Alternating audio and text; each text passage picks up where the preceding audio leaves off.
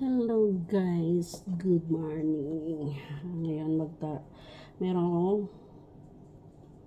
kalamansi. I-demo ko lang na yung kalamansi ay pwedeng pampaputi ng mga maiitim na singit. At pantanggal din ng balakubak.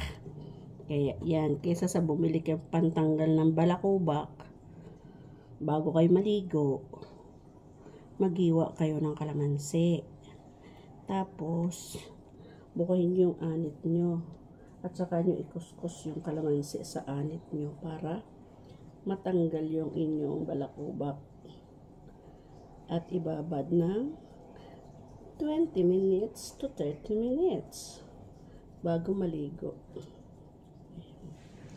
Ayan. Kuskusin natin yung ating mga anit na maraming balakubak. Dahil sa stress, binabalakubak. Ayan.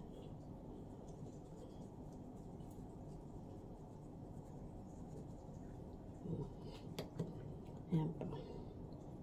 So, dalawa na yung maipahid ko, diba? Ay, pangalawa to.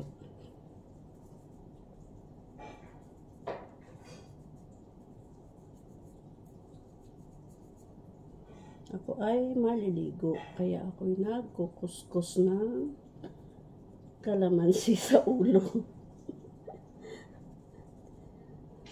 Tinitingnan tuloy ako ng kasama ko, baka akala niya nababaliw na ako nagsasalita mag-isa.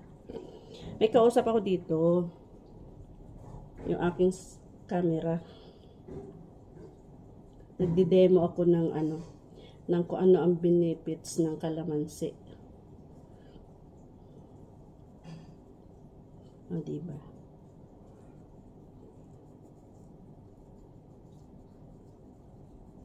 Ganun lang siya. Pagkatapos nyong kuskusin, suklayin nyo.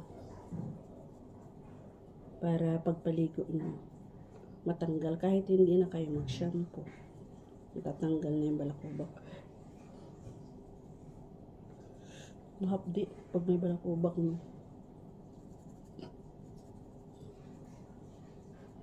Ayan, pasensya na ha. Tingin na lang kayo dyan sa kilikili ko. Yan ay kinuskus ko rin ng kalamansi.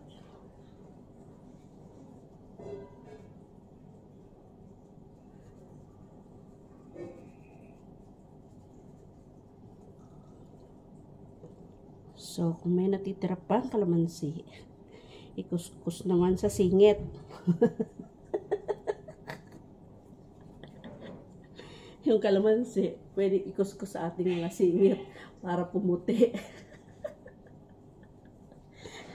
Ibaba daw ng 30 minuto sa singit. O. Ayan. Ayan. O, diba? Kuskusingit lang yan.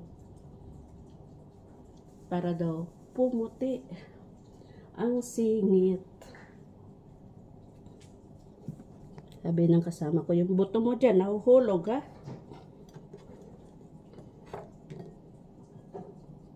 Sayang din yung mga putulan. Ayan. Thank you for watching. Sana nakakuha kayo ng tip.